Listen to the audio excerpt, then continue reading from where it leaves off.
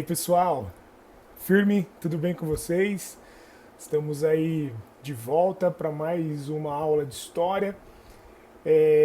Espero que cada um de vocês esteja se cuidando, espero que cada um tenha tomado aí os devidos cuidados para a gente poder passar rapidinho por essa fase que a gente está enfrentando e que logo a gente possa dar aquele abraço e logo a gente possa estar próximos novamente. Vocês viram que eu estou fazendo a minha parte, não estou saindo de casa, não consegui nem no barbeiro, então o cabelo cresceu demais, essa quarentena, né? Não consegui dar conta de cortar por esses dias aqui.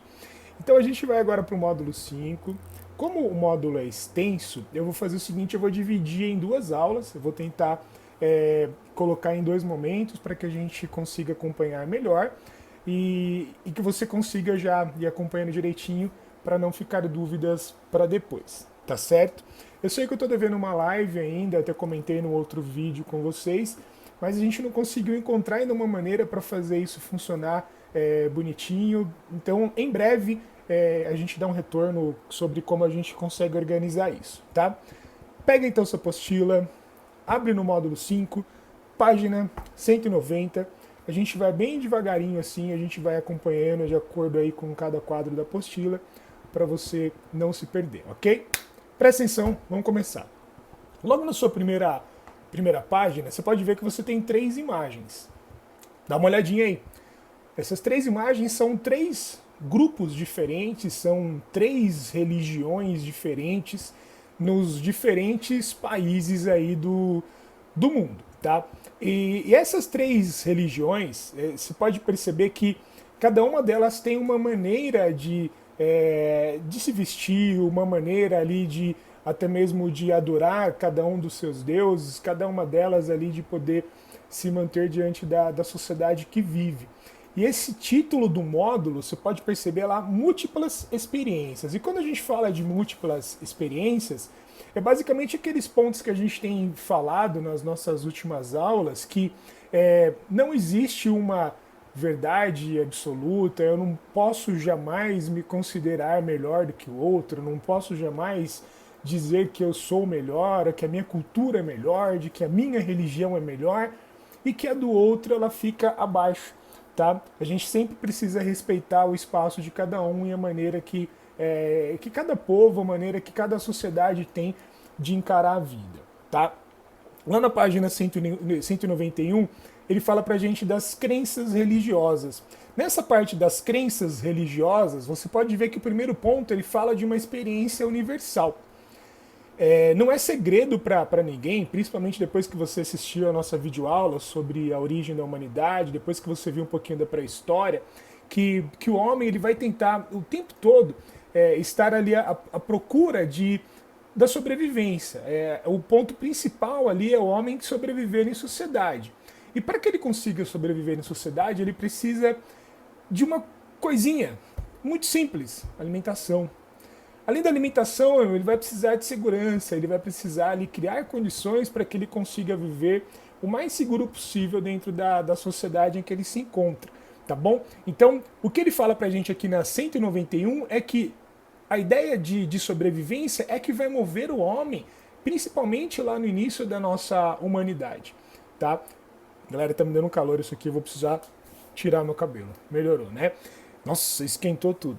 Então, dentro dessa parte de origem da humanidade, a organização que a gente vai ter ali, cada um vai buscar uma compreensão da sociedade. Você pode ver que a origem do universo vai ser ali um dos pontos que os grupos humanos vão se questionar o tempo todo. Lembra que a gente falou, cada módulo que a gente abria, a gente estudou um mito? A gente falou do mito da criação de vários povos. É mais ou menos isso. Cada cada sociedade de um ponto diferente desse planeta todo que a gente vive tem uma crença. E cada crença tem uma forma de explicar de onde a gente veio. Lembra que eu falei para você no outro módulo que nós temos a teoria da criação, onde diz que Deus criou o mundo, e aí a gente não tem uma única teoria sobre essa criação do mundo, sobre essa criação do homem. Como nós temos várias religiões espalhadas pelo mundo todo, e até mesmo dentro do Brasil, até mesmo dentro do nosso país, a gente tem várias religiões, cada uma delas vai tentar justificar e cada uma delas vai tentar explicar da sua maneira. Por isso que o primeiro quadrinho que a apostila traz pra gente, ó, o culto às forças da natureza, ou o chamado politeísmo. Dá uma olhadinha aí. Nessa parte do politeísmo, você pode até escrever aí ao lado da sua apostila dizendo que significa você adorar a vários deuses. Poli vem de vários, teísmo de Deus, então são vários deuses. E quando a gente fala que esses grupos eram politeístas, é você acreditar ou ter a noção de que de fato eles acreditavam em vários deuses para poder justificar a sua existência. E quando ele fala de culto às forças da natureza, dá uma olhadinha comigo lá na terceira linha, ele destaca para você o sol, o fogo, a água, o vento, a chuva, a lua. Todas essas forças da natureza eram considerados pelos primeiros homens como um deus. E aí, o medo que eles tinham do que poderia acontecer, o medo de repente desagradar um desses deuses e esses deuses ficarem bravos e de repente punir a humanidade, punir as pessoas, fazer com que eles tivessem muito medo desses deuses e buscassem ali ritos, né? O que seriam ritos? Seriam formas ali de adorar, formas ali de levar oferendas, formas de fazer com que esses deuses ficassem felizes com eles, porque com esse medo que eles tinham, significa que, poxa, se eu não agradar esse meu Deus, se ele estiver bravo comigo, ele vai me punir. A gente já falou, por exemplo, deu enchente, por quê? Porque Deus está bravo. Deus foi lá e mandou chuva. Caiu uma árvore porque foi o Deus lá do vento que estava muito bravo e mandou para punir o pecado das pessoas que caísse uma árvore. Não. Hoje a gente tem os estudos meteorológicos, hoje a gente sabe muito bem como funciona a física, a natureza, a gente sabe como uma árvore, por exemplo, se estraga com o tempo, se ela não tiver cuidado, então nem se fala. Então a gente sabe que são fenômenos da natureza, não são castigos que os deuses estão fazendo, não é nada nesse sentido que é feito. Mas lá no início da sociedade os homens acreditavam nisso, eles não conheciam ainda essa parte que nós temos hoje da experiência, do buscar, de comprovar, de saber ali, através de uma determinada prova, o que a gente está falando. Né? Antes de você soltar uma teoria que você não tem como comprovar, você não faz o que os cientistas esperam hoje em dia. Eles às vezes demoram muitos anos para conseguir comprovar uma tese, uma linha de pesquisa deles. Quando eles têm a razão de tudo, é que eles vão fazer essa proposta que vão apresentar para a sociedade toda. Perdão, gente. Dá uma olhadinha aqui nessa parte onde você tem um desenho enorme, onde ele fala um pouquinho dos diversos deuses. Nesses diversos deuses, a gente vai ter ali, por exemplo, o deus da morte, o deus dos raios, o deus do fogo, e ele vai ser representado nesse desenho. Esse desenho, na verdade, ele está trazendo lá da Grécia, né, é uma escultura grega onde eles fizeram, destacando os vários deuses. Tá? Na mitologia grega, quando a gente for estudar, quando a gente for se aprofundar um pouco nela, a gente vai ver a quantidade de deuses que nós temos, que os homens acreditavam ali para poder justificar ali a sua existência na Terra. Quando você vira ali a sua página para 192, você vai ver lá em cima que a ideia qual era? Seguir a religião para quê? Para evitar qualquer perigo. Se eu sigo o meu Deus e eu deixo esse meu Deus contente comigo, ele não vai me punir. Então, se ele não vai me punir, o que eu vou fazer? Eu vou andar direitinho, vou fazer as coisas certas para que eu não tenha dores de cabeça. Era isso que eles acreditavam. Outro ponto importante, se você pegar ali no segundo parágrafo que tem aqui na página 192, ele vai dizer para você que as pessoas eram enterradas junto aos seus pertences.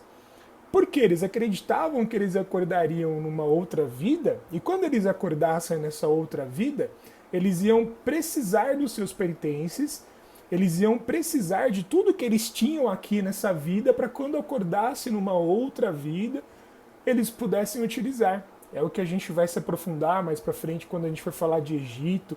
A gente até citou um pouquinho, lembra lá, do processo de mumificação, para poder manter o corpo para poder, depois que chegasse lá no tribunal de Osíris, Osíris olhar para você e falar, pô, te conheço, você é fulano, enfim, tá? Então, nesse sentido, eles acreditavam nessa vida pós-morte. Então, por isso, esses grupos, esses primeiros grupos são chamados de politeístas. Acreditavam, então, em vários deuses. Depois, ali na página 192 também, ele vai falar para a gente do monoteísmo. Mono significa um. Teísmo, Deus. Ou seja, acreditar em apenas um Deus. A apostila traz para a gente um exemplo, não quer dizer que a gente só tenha um, mas é um exemplo que a apostila traz para a gente, é do povo hebreu. O povo hebreu, ele é muito do que você que é cristão, que você que acredita na Bíblia, por exemplo, que você sabe lá que vai falar de Moisés, tenho certeza que você já ouviu falar de Moisés, que abriu ali o Mar Vermelho, que você já ouviu falar essa história, de repente ali na escola dominical, de repente na missa, de repente na hora que você está estudando um pouquinho, ele está lá no Antigo Testamento.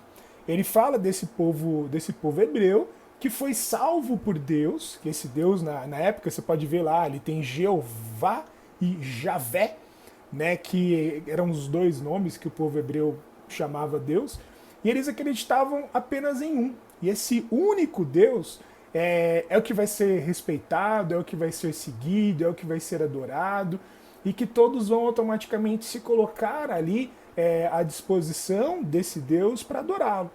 Então ele não vai se dividir em relação a vários deuses, ele vai seguir apenas um. E quando você coloca lá no segundo parágrafo, por exemplo, na terceira linha, ele vai dizer para a gente que, segundo eles, esse Deus é o único suficiente criador da humanidade. Seria até legal você grifar essa parte, ó. Segundo eles, o criador do universo e da humanidade. A gente continua com os fenômenos da natureza. Se você desce um pouquinho na sua apostila, você vai ver que ele está falando dos fenômenos da natureza. A chuva, os ventos, tudo isso tem que passar pela vontade de Deus também. Tem que passar pela vontade de Javé ou de Jeová, como a gente acabou de falar, que são os dois nomes que esse povo hebreu dava a Deus naquele período. Tá? Ou seja, continua ainda existindo esse medo da natureza, claro, continua ainda existindo essa insegurança, mas ao mesmo tempo eles não dizem mais que é um castigo de Deus, eles não acreditam mais que seja Deus punindo as pessoas porque elas fizeram alguma coisa de errado, alguma coisa que deixou Deus triste, por isso ele foi lá e lançou essa maldição. Tá? Eles acreditam que tem sim a permissão de Deus, mas não que seja ali como uma forma de punição. Tá? Lá na página 193, você tem uma atividade 1, você vai dar uma lidinha, fazer esse exercício, e aí na próxima aula, quando eu gravar o vídeo 2, a gente já aproveita e faz essa correção da página 193. Tá bom? Até já!